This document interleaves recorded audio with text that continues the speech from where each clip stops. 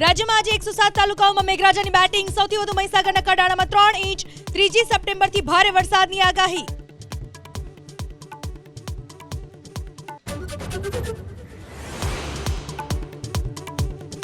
મહેસાણામાં પાંજરાપોળમાં 15 થી 20 ગાયોના મોતથી દહેશત. ખોરાકની અછતથી ગાયના મોત થયાનો આરોપ. મૃત ગાયોના પોસ્ટમોર્ટમની પ્રક્રિયા શરૂ.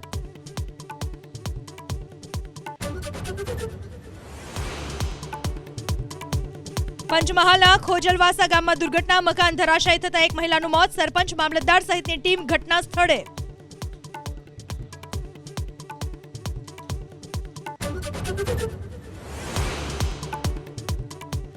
ચીનમાં એસસીઓ સમિટમાં જિનપિંગે પ્રધાનમંત્રી મોદીનું કર્યું સ્વાગત. એક જ મંચ પર પીએમ મોદી, પુતિન અને જિનપિંગ.